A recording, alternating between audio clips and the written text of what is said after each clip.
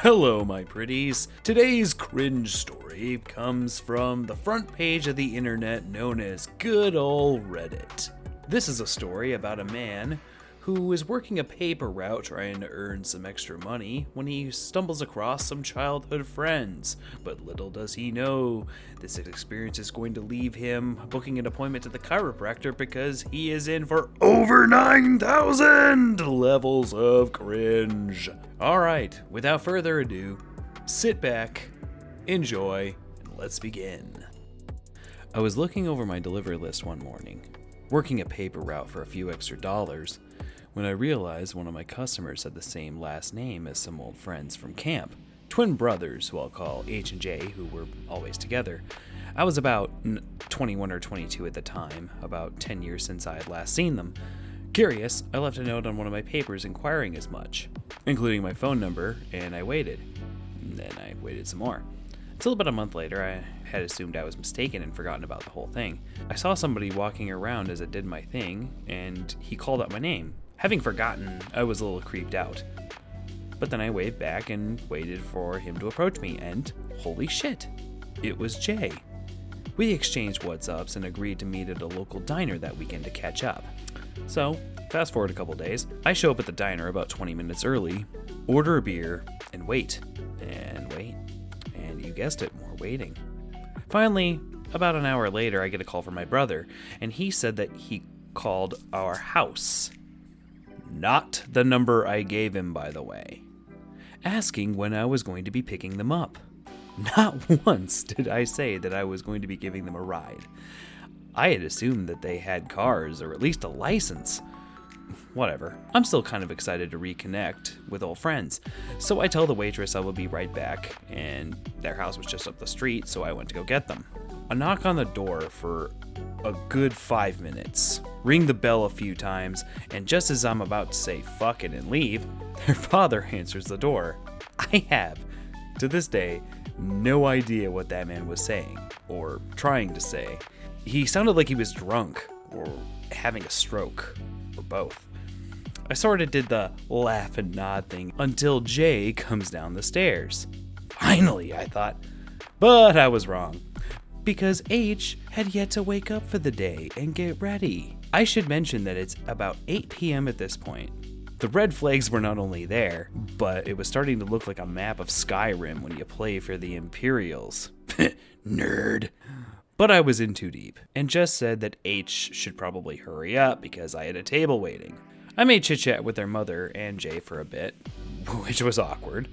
When I mentioned that I like to read, Jay gets all excited, telling me about this book he bought. He drags me upstairs to his room and shows me the book, and I shit you not, it was a picture book on history intended for children. I had to swallow my pride and just say, cool, as enthusiastically as I could muster. He then goes on to show me every little thing he owned. There was a Pokemon trophy, which I could tell was his pride and joy, and he says that he won it at a tournament in a store that wasn't open until a few years before this. Then he picks up a wooden Tomto replica and says that he collects swords, before going into this terrible routine that wouldn't look like it would hurt his opponent even if the blade were real and on fire. Oh boy. I examined the rest of the room, mostly dirty clothes and food wrappers, before saying that we should really be going soon.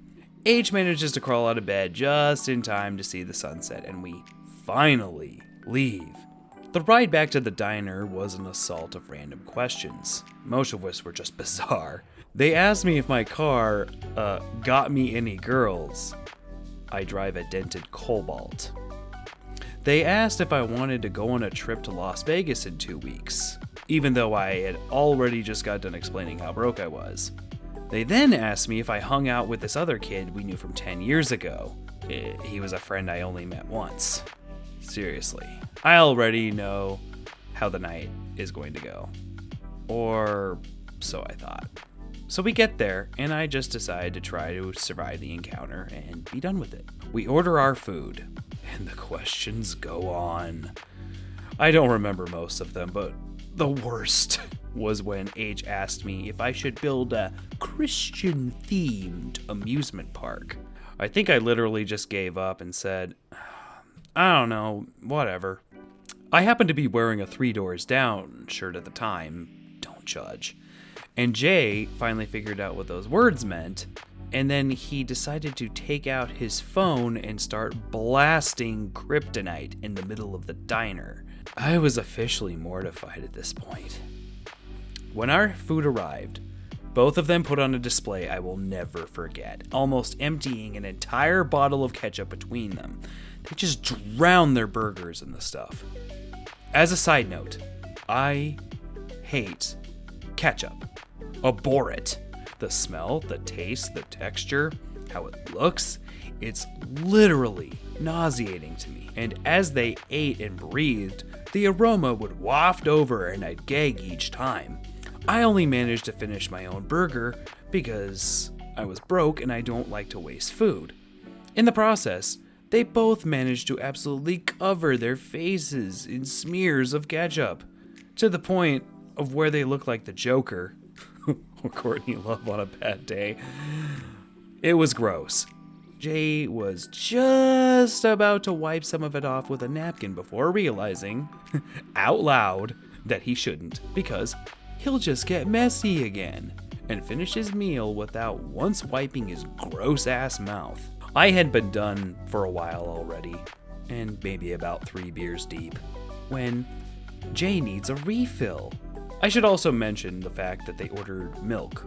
White, non-chocolatey milk. You're never too old for chocolate milk, but what the hell, you're in your 20s. Jay raises the cup and starts shaking it, yelling, "Hello, refill," without even looking up from his food.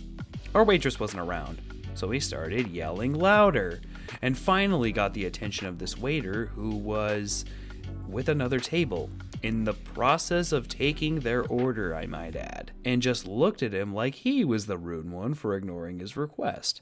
The guy does a good job and accepts the task, and returns the drink without even receiving a thank you, let alone eye contact. Not 2 seconds go by, just as he's returning to his actual table, does H do the exact same fucking thing. He shakes his cup, stares at the guy, and says, "Refill," like he just should have known. This time, the dude just grabs it, gets the refill, and forcefully sets it down before wordlessly returning to his actual fucking table. At this point, I'm pretending to be invisible, and I just slink further into the booth. One of them goes into the story from their life, and from what I gathered, they walked in on their mom cheating on their dad, but went on as if they never realized that part of it, and yelled, "Lol, Mom and Uncle Roger were naked and Dad came home and Roger had to jump out the window." Then, holy shit. Then as we were sitting there, this old lady walks past and asks if H and J were twins. Jay gives the reply as if he's heard this his whole life and is finally tired of getting the attention that it brings, but H takes it to another level. Quote, "Yeah, baby, you looking for a good time?" This woman is at least 70. She plays it off like he's joking, but I swear he had this look as if he was hoping against hope that she'd fuck him right then and there. She walks away laughing, and he sees my face and he says, again, I quote, "What? I gotta keep up my A game." I decide that there is no way this kid has ever gotten laid, let alone had a girlfriend. In fact, if there was one woman not related to him that wasn't repulsed by his existence after a full minute, I will eat my socks. The ones I'm wearing now. They're from yesterday.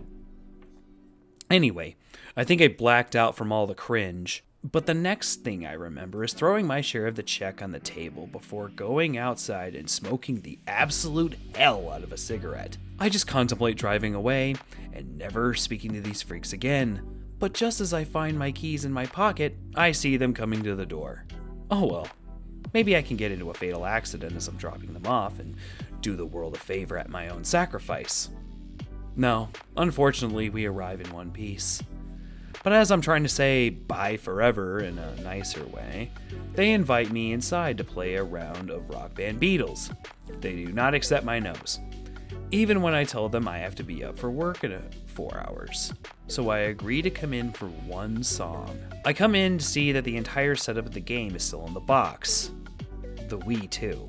So H starts trying to figure out the impossibilities of AV plugs, while J starts pulling the guitars and drum set out. He hands me one of the controllers. It's broken at the frets before the buttons, rendering it all but unusable. He simply says, "Here, you don't mind." Not, "You don't mind, do you?" But no, rather an assertion that no, I do not, in fact, mind playing with a broken piece of shit.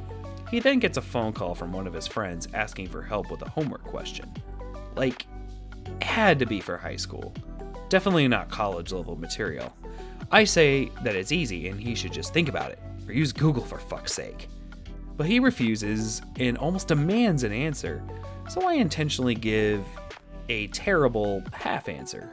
Not wrong, but he definitely didn't get credit for it. Finally, I get sick of standing around and recall the fact that I can just leave, so I do just that. I say bye and basically run out the door, speed home, and take a long, hot shower. There was a smell, BO-ish, that lingered in my car for days. The parents eventually stopped paying for their paper subscription, so I stopped delivering. And then when they resumed payment, I still didn't deliver. A few weeks later, I get a message on my machine saying if they were wondering if I was down for a trip to LA that weekend.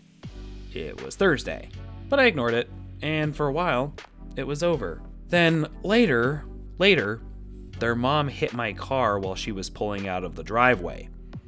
She parked the car, ran inside, and hid in the house until I left.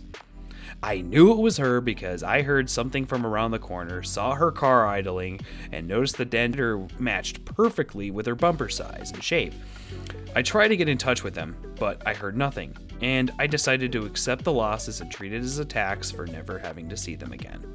But on my last day, literally the last day of having that shitty paper route, I run into Jay walking the streets, and he confronts me for never returning his messages. I had had enough, told him what I thought, and added that his mom hit my car and refused to pay for it. That was enough, and for 5 years, I haven't seen or heard from either of them. I'm still scared to venture in certain parts of town, but so far, I've been lucky. The thing is, I seriously feel bad for them, because they're either mentally disabled, or their parents failed hard, or both. Well, that was certainly cringeworthy. I hope you enjoyed that little story, and trust me, there will be plenty more coming your way, whether it's cringe stories, I still have a few more of those. I'm also going to go over some r/nice guys/nice girls posts. Yeah, I know. Like, there's not enough content like that. No way. Anyways, let me know what you think in the comments. Leave a like, consider subscribing, and all of that algorithm positive stuff. Alright, that's about all I have for you today. Bye!